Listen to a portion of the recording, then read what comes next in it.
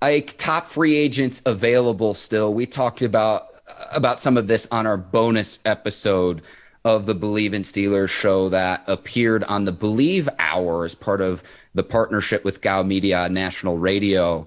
And we were talking about some of the top free agents still available. I know that when we last spoke, we had some conversation about how we think that the Chiefs need to figure out a way to replace Tyreek Hill. And a name that got brought up was Jarvis Landry. And I thought that he could potentially be a fit for the Chiefs. Now, I think his price tag's probably going to be a little bit too high for our beloved Pittsburgh Steelers. I think Jarvis fired his agent. He got a new agent. Yes, yes. I would love to see the Pittsburgh Steelers go after Jarvis Landry. You got Deontay Johnson, Chase Claypool, and Jarvis Landry. That would be a cold trio, Ike. God dang it, Mark. Shucks. That's a hell of a trio. I think that would work perfect for the Pittsburgh Steelers. Now it's just like you said, what is Jarvis asking for when it comes down to the money? For me, if I'm Jarvis, man, I don't mind a 3 or 4 year deal. Probably looking at 15 to 18 a year. I don't know if they're gonna front or backload it, or he just want his money up front to keep his base salary low. If I'm Jarvis. But golly, Mark, you hit it on the head, man. If I'm Jarvis and I'm the Pittsburgh Steelers, even though I'm trying to bridge the gap at this quarterback position, Jarvis Landry is definitely a Pittsburgh Steelers. Pittsburgh Steeler. His physicality, his toughness, his high IQ in the slot, his able doing crunch and clutch time to come up with plays. That says Pittsburgh Steelers all day. And by the way, if they really want to, they could just go out on and make this a two-piece LSU thing, because you also have, Honey Badger sitting at that strong safety position. And if you looked at from 20, Kevin Colbert said, man, out of 25 positions, 24, he feel like we have true starters. The 25th position is that strong safety position. So how about you get Honey Badger and Jarvis Landry, two LSU guys? There you go. I love that, Ike. I will say this, wherever Terrell Edmunds winds up, I think Terrell Edmunds' best football is still ahead of him. I think he's been an underrated player in the Steelers secondary, not always making the flashiest plays in the world, but someone who's dependable.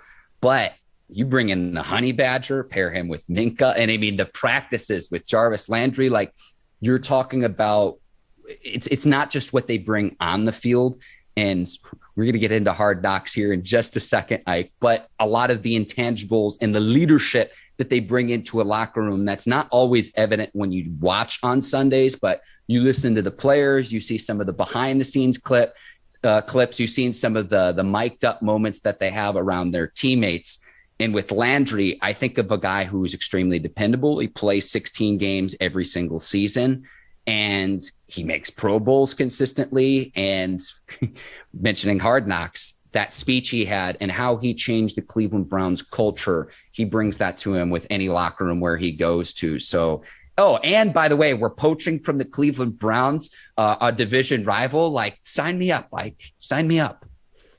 Hey, man, you got to give credit when credit is due. So the Cleveland Browns ain't the Cleveland Browns no more. The Cincinnati Bengals ain't the Cincinnati Bengals no more, Mark. These guys are making playoffs. They got franchise quarterbacks, and they changing the culture in the organization and the locker room. They surrounded themselves around what the Pittsburgh Steelers have been doing for the past dang near 60 years. Just some good, tough, hard-nosed, guys who love playing football, guys who love playing with each other. And by the way, we do have a franchise quarterback, and really that's the missing piece. So the Baltimore Ravens has a franchise quarterback. Now the Cleveland Browns have a franchise quarterback. The Cincinnati Bengals, and we all know, have a franchise quarterback. So who's missing a franchise quarterback in the AFC North? And that's the Pittsburgh Steelers. So like you say, Mark, you just got to give credit when credit is due. When you want to talk about having the toughest division, it is the AFC North, let alone the AFC itself. So, man, I would love right now my days to be playing in the AFC North. I think Cam Hayward said it best, man. He walk them all smoke when it comes down to the AFC North opponents.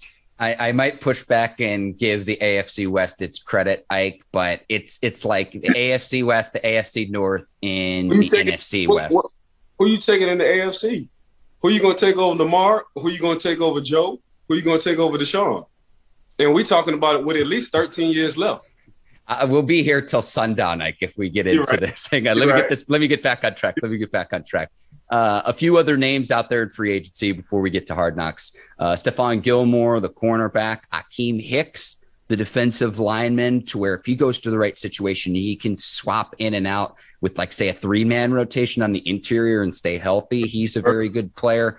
We mentioned Honey Badger. Bobby Wagner, an 8-time All-Pro linebacker, still out there. Jadeveon Clowney, Dwayne Brown, OBJ, Melvin Ingram. Still a lot of talent out there on the free agency market. A lot of veteran players as well. So curious to see where all of them wind up, because all of those players I just named, all of them will be on an NFL roster in the 2022 season. I guarantee it. So that's the only thing that's holding them back. The asking price for these veteran players, because the draft is right around the corner. So if your asking price is too high, if I'm a general manager, I'm going to go on wait till this draft. I'm going to get to see if we can get some of our needs. Then I'm coming back to y'all. So, and then when I come back to you, it's going to be even lower, because I got to fulfill this roster. And now in the salary cap, I got to put some in the salary cap into this rookie draft class. So that's the only thing I just think was hindering a lot of these high-profile guys you just named, Mark, is the asking price. So if I'm an agent and I'm a player, I just got to be realistic in what year this is for me. How has my health been over the course of the past couple of years? How have my play been over the course of the past couple of years? And I still have to understand football is a young man's sport. So these guys are getting bigger, stronger, faster, every day in 3 years, it seems like. I'm just looking at my son and his teammates on this 7-on-7. So, Mark, that's what these veterans guys got to do in the free agency.